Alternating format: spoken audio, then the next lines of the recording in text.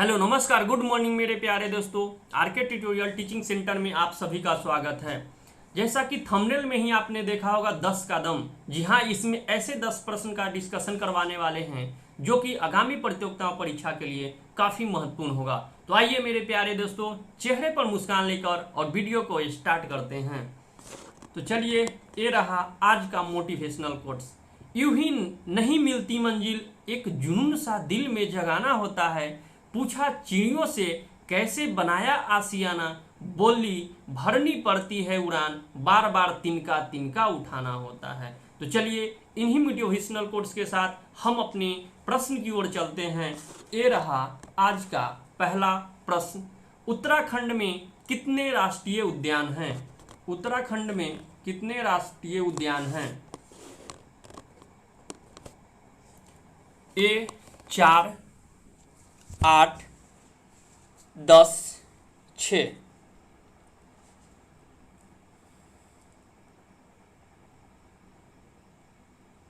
तो इसका सही आंसर होगा 6।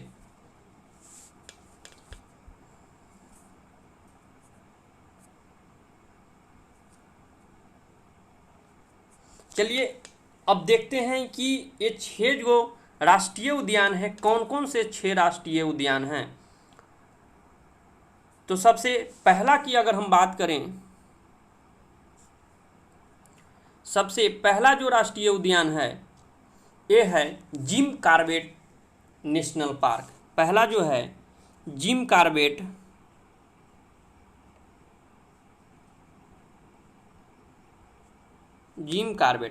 इसकी स्थापना 1936 में की गई थी। दूसरा है फूलों की घाटी,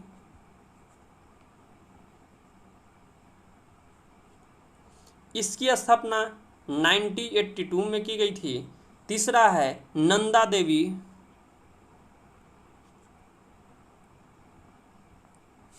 इसकी भी स्थापना 1982 में ही की गई थी। चौथा है राजा जी,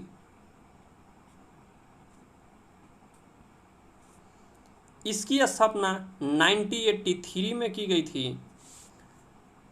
पांचवा है गंगोत्री,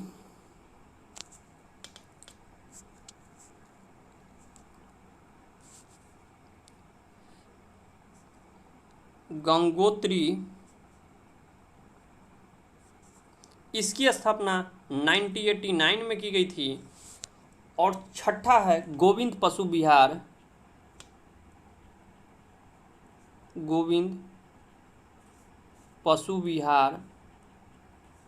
इसकी स्थापना 1990 में की गई थी।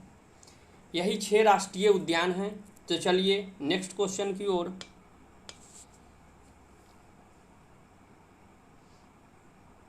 निम्नलिखित में से कौन सी एक गैस ग्रीन हाउस गैस नहीं है? Methane, carbon dioxide, oxygen, nitrous oxide.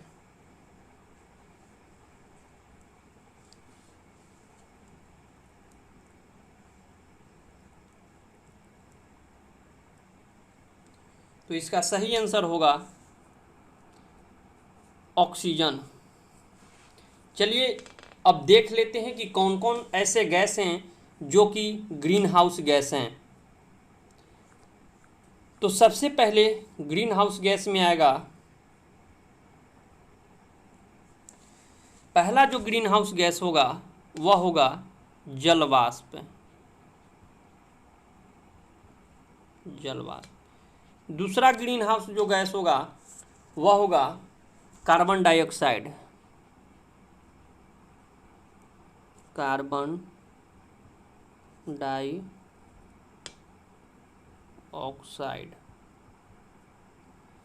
तीसरा जो होगा वह ओजोन।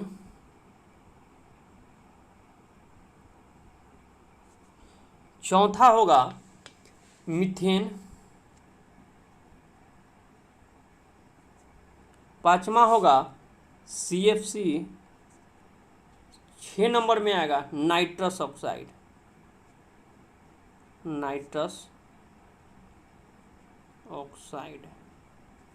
चलिए, जलवाष्प, carbon dioxide, ozone, methane, CFC और नाइट्रस ऑक्साइड, ये सभी गैस ग्रीन हाउस गैस हैं।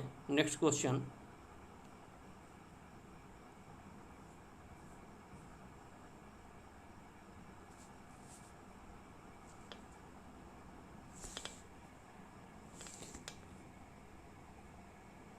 हीलियम को छोड़कर सभी नोबेल गैसों के सबसे बाहरी कक्षा में कितने इलेक्ट्रॉन होते हैं?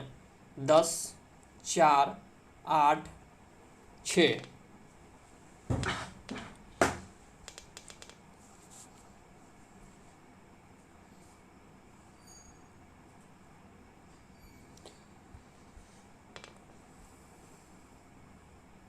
तो इसका सही आंसर होगा 8। अब ये देख लेते हैं कि कौन कौन से गैस जो हैं वह नोबेल गैस हैं। तो पहला होता है हीलियम, जिसके एटॉमिक नंबर 2 होते हैं, इलेक्ट्रॉनिक विन्यास 2 है। दूसरा होता है नियोन, जिसका इलेक्ट्रॉनिक नंबर 10 है, इलेक्ट्रॉनिक विन्यास 2, 8 है। अगला होता है आर्गन, जिसका एटॉमिक नंबर 18 है, इसका इलेक्ट्रॉनिक विन्यास 2, 8, 8। नेक्स्ट की अगर हम बात करते हैं तो नेक्स्ट क्रिप्टन है, जिसका इलेक्ट्रॉनिक नंबर 36 है, इसका इलेक्ट्रॉनिक विन्यास होगा 2, 8, 18, 8। अगला जो है जेनॉन है, जिसका एटॉमिक नंबर 54 है, इसका इलेक्ट्रॉनिक विन्यास है 2, 8, 18, 18, 8। अगला जो है वह रेडॉन है, जिसके एटॉमिक नंबर 86 है, इसका इलेक्ट्रॉनिक विन्यास 2, 8, 18, 32, 18, 8। ये रहा टोटल 6 नोबेल गैस हैं, helium, neon, argon, krypton, xenon और रेडॉन। नेक्स्ट क्वेश्चन की ओर बढ़ते हैं। जिस ताप पर किसी गैस का आयतन शून्य होता है उसे क्या कहते हैं? निरपेक्ष स्केल तापमान, परम शून्य तापमान, परम तापमान, इनमें से कोई नहीं।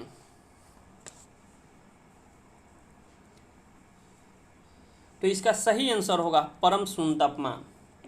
परम शून्य तापमान हम लोग 0 डिग्री केल्विन को भी कहते हैं, 0 डिग्री केल्विन को भी कहते हैं परम शून्य तापमान। और आदर्श गैस का समीकरण होता है PV बराबर nRT, PV बराबर nRT, जहाँ n जो होते हैं, n जो है वह गैस के अणुओं की संख्या है, n जो है वह गैस के अणुओं की संख्या है। नेक्स्ट क्वेश्चन, स्वतंत्रता पूर्व भारत में भारतीय राष्ट्रीय कांग्रेस की पहली महिला अध्यक्ष कौन थी? Vijaya Lakshmi Pandit, Sarojini Naidu, Annie Besant, madam Bhikaji कामा।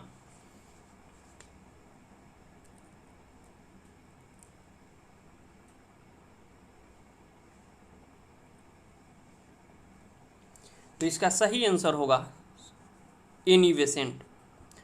अब अगर हम एनी बेसेंट की बात करते हैं, एनी बेसेंट की अगर हम बात करते हैं तो एनी बेसेंट 1917 ईस्वी में कलकत्ता अधिवेशन की अध्यक्षता की थी। कलकत्ता में अधिवेशन हुआ था, इसकी अध्यक्षता की थी। यहीं पे अगर पूछा जाए कि भारतीय राष्ट्रीय कांग्रेस की प्रथम भारतीय महिला अध्यक्ष कौन थी, तो प्रथम भारतीय महिला अध्यक्ष सरोजनी नायडू थी। प्रथम भारतीय महिला अध्यक्ष सरोजनी नायडू, इन्होंने 1925 ईस्वी में कानपुर अधिवेशन की अध्यक्षता की थी, कानपुर अधिवेशन की अध्यक्षता की थी। फिर अगर बोले कि स्वतंत्रता के पश्चात भारतीय राष्ट्रीय कांग्रेस की प्रथम महिला अध्यक्ष कौन थी, तो ये थी श्रीमती इंदिरा गांधी, श्रीमती इंदिरा गांधी। चलिए नेक्स्ट क्वेश्चन पे आते हैं। भारतीय संविधान में कितने भाग हैं? 22, 25, 18, 16। तो इसका सही आंसर होगा 22। इसका सही आंसर होगा 22। चलिए अब इसकी बात कर लेते हैं। तो भारतीय संविधान में अगर संख्या की अगर बात करें तो संख्या में 22 है, संख्या में 22 है। 22 क्या है संख्या में, लेकिन अगर गिनती में कहें तो गिनती में कितना हो जाएगा 25 हो जाएगा। गिनती में कितना हो जाएगा 25 हो जाएगा। और जिस समय संविधान हमारा बन के तैयार होया था उस समय हमारे संविधान में जो भाग की संख्या थी वह कितना थी 18 थी। चलिए तो अब गिनती में 25 कैसे है इसके बारे में चर्चा करते हैं। जो 7वां भाग है 7वां भाग को निरस्त कर दिया गया, मतलब हटा दिया गया। यह हटाया कब गया, तो यह हटाया गया 7वां भाग को हटाया गया 7वां संविधान संशोधन 1956 के द्वारा। अब इसके बाद कुछ प्रावधान जोड़े गए हैं, जैसे 4 के क जोड़ा गया है, 4 के क जोड़ा गया है। यह जोड़ा गया है 42वें संविधान संशोधन 1976 के द्वारा। उसके बाद 9 के क जोड़ा गया है, 9 के क जोड़ा गया है। यह जोड़ा गया है 74वें संविधान संशोधन 1993 के द्वारा। उसके बाद 9 के ख जोड़ा गया है, यह जोड़ा गया है 97वें संविधान संशोधन 2011 के द्वारा। उसके बाद 14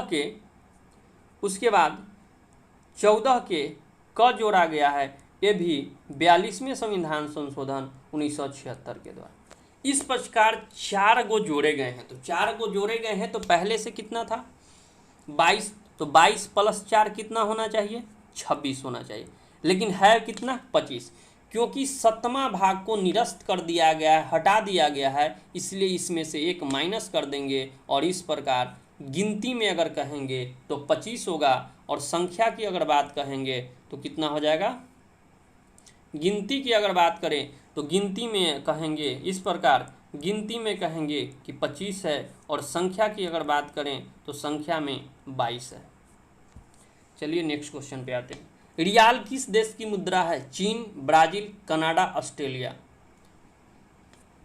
चीन, ब्राजील, कनाडा, ऑस्ट्रेलिया। तो इसका सही आंसर होगा ब्राजील। अब एक देख लेते हैं कि रियाल किन किन देश की मुद्रा है। तो रियाल की अगर हम बात करें तो रियाल सबसे पहले जो मुद्रा है यह किसकी है? ओमान की, यमन की,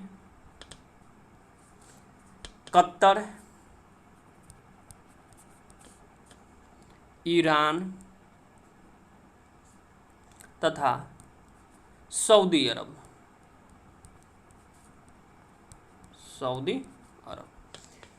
दूसरा आता है, कुछ और देखते ले लेते हैं कि डॉलर किसका किसका है।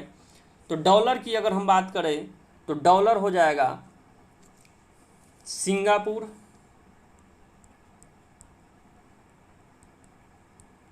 Singapore, Taiwan, Zimbabwe, Bermuda, New Zealand, Canada, Australia, America. इन देशों की मुद्रा जो है वह क्या है? डॉलर है। अब नेक्स्ट देखते हैं रुपया कहाँ कहाँ का है। तो रुपया की अगर बात करें तो सबसे पहले तो भारत में है, अपना देश भारत में, श्रीलंका में, उसके बाद मालदीव में,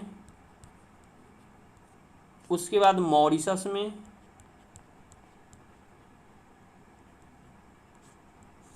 उसके बाद नेपाल में। इन जगहों पे क्या है? रुपया है। तो चलिए नेक्स्ट क्वेश्चन की ओर आते हैं। किस भारतीय शहर को गुलाबी शहर के नाम से जाना जाता है? जयपुर, जोधपुर, जबलपुर, सोलापुर।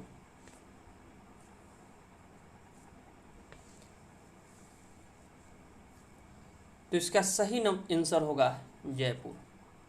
अब देख लेते हैं कुछ शहर और उनके उपनाम। जैसे गुलाबी शहर जयपुर, बुनकरों का शहर पानीपत, अंतरिक्ष का शहर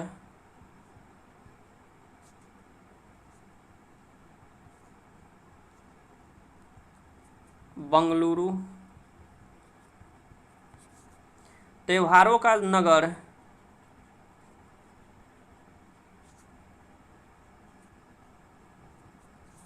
मदुरै,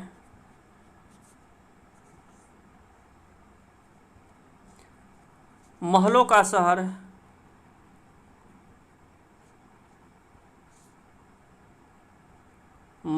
शहर कोलकाता, पर्वत की रानी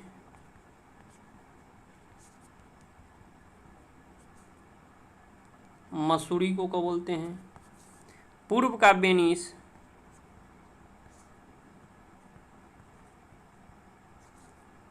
कोच्चि को, एशिया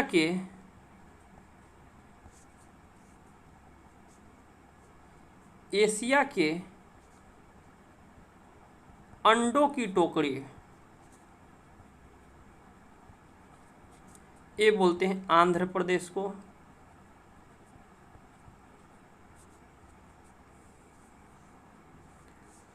उसके बाद कर्नाटक का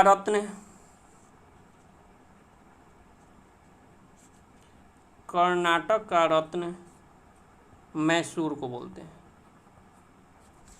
तो चलिए अब नेक्स्ट क्वेश्चन पे आते हैं। आरबीआई का राष्ट्रीयकरण कब किया गया था? 1949 में, 1962 में, 1947 में, 1955 में। तो इसका सही आंसर होगा 1949। तो चलिए अब कुछ हम आरबीआई के बारे में बात कर लेते हैं। तो सबसे पहले की आरबीआई की स्थापना जो हुई थी वह 1 अप्रैल 1935 को हुई थी। यह 1934 के एक्ट के अनुसार हुआ था। 1934 के एक्ट के अनुसार हुआ था। इसका जिस समय स्थापना हुआ था, इस समय उसका मुख्यालय जो थी कोलकाता था। जिस समय स्थापना हुआ था उस समय इसका मुख्यालय कोलकाता थी, लेकिन 1937 में इसका अस्थायी रूप से मुख्यालय मुंबई में कर दिया गया, जो कि वर्तमान समय में भी इसका मुख्यालय मुंबई में है। इसका राष्ट्रीयकरण की बात करें, इसका राष्ट्रीयकरण 1 जनवरी 1949 को की गई थी। अभी इसके बात कर लेते हैं गवर्नर के बारे में। तो वर्तमान में इनके जो गवर्नर हैं वह शक्तिकांत दास हैं, जो कि 25वें नंबर के गवर्नर हैं। आइए नेक्स्ट क्वेश्चन पे। थोड़ा सा पेन के चलते प्रॉब्लम हो रही है लिखने में। पंजाब में अनाज कटने के समय निम्न में से कौन सा लोक नृत्य प्रचलित है? उड़ीसी, गरबा, कथक, भांगड़ा।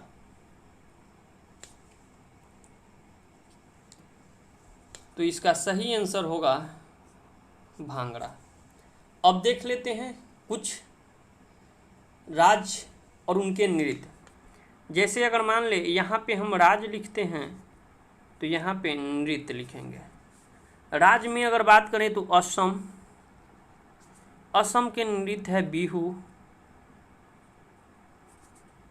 राजस्थान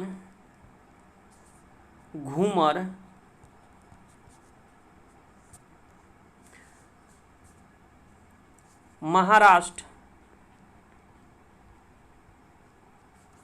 महाराष्ट्र के लावनी।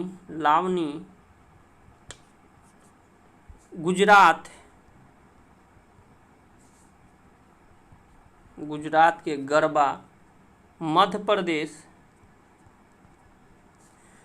प्रदेश का पंडवानी।